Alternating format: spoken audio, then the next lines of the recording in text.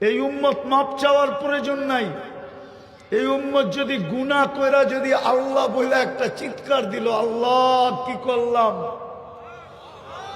তো আল্লাহ বলে আলিমা আবদি আন্না লাহু রাব্বা, আমার বন্ধুর উম্মত জানলো একজন রব আছে।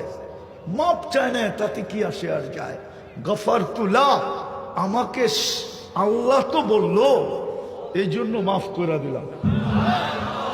আল্লাহ রসুল বলছেন, সাহাবা বলছেন, ইয়া রসুল আল্লাহ ডেলি এরকম কয়বার করা যাবে? তো আল্লাহ রসুল বলছে 70 বারেরও অধিক। চলেন আরেকটা হাদিসে কুদসি দেই। এই উম্মত গুনাহ ভাবতে ভাবতে ভাবতে ভাবতে নিজের গুনাহকে চিন্তা করতে করতে ভিতর থেকে যদি হায় বাহির হয়, হায় করলাম কি, কসম খোদার, হায় বলতে দেরি, আল্লাহ চিৎকার দিয়া বলতে দেরি করে না, মানাহতু ইলাইকা রিদওয়ানি, আমি তোকে রেজার চাদর দিয়া ডাইকা দিলাম, আল্লাহতু ইলাইকা গুফরানি, আমি তোকে মাগফিরাতের ভিতরে ডুবায়া দিলাম, ওয়া কুলতু লাকা লা তাহজান, কাছে আয়া আল্লাহ বলতে থাকে চিন্তা করিস না, গফারতু লাকা যুনুবা ওয়াল আওসার, তোর সব গুনাহ মাফ করে দিলাম, ওয়ালি আজলিকা সাম্মাইতু নাফসি আল আজিজুল গফফার, তোর জন্যই তো আমি আজিজুল গফফার নাম ধারণ করছি, নাইলে তো আমার আজিজুল গফফার হওয়ার দরকারই ছিল না, আমি তো তোর জন্যই গফফার। এটা হলো মুহাম্মদী হওয়ার বেনিফিট। আরো দেখবেন, এক রাত্রই 83 বৎসর। কয় রাত্র? কয় রাত্র? এক রাত্র না, 83 বৎসর না। আরে জানেন 83 বৎসর কোন রাত্র?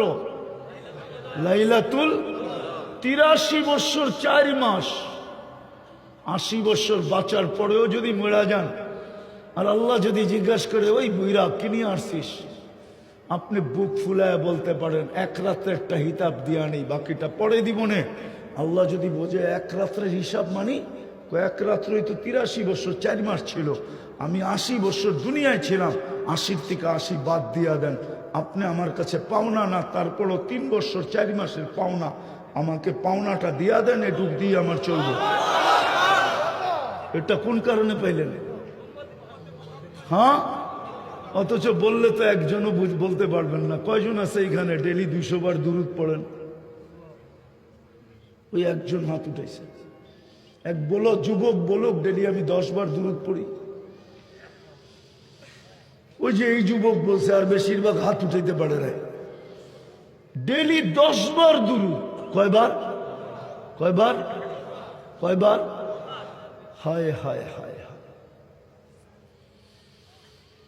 10 বার দুরূদ পড়লে 10 বার 100টা রহমত, 100টা গুনাহ মাপ, 100টা পজিশন উপরে ওঠে।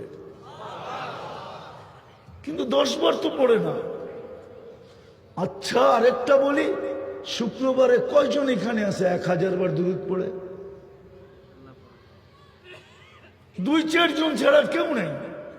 অথচ নবীজি বলছিলেন, আমি এত কিছু তোমাদেরকে নিয়ে দিছি, এত কিছু তোমাদের জন্য আইনা দিছি, তোমাদের আমার কারণে তোমাদের এত বড় উচ্চ মর্যাদা। জানেন কত বড় উচ্চ মর্যাদা? এই উম্মতকে আল্লাহ কিয়ামতের দিন মাঠে দাঁড় করাবে না। কেননা মাঠে তো আসামি দাঁড়াবে। কি কিয়ামতের মাঠে কে দাঁড়াবে? আসামি আর সাক্ষী এক জায়গায় দাঁড়ায়? হ্যাঁ, কি বলেন? কোর্টের রুলস কি? আসামি আর সাক্ষী এক জায়গায়? আসামি আর সাক্ষী কাঠগড়ায়, আর সাক্ষী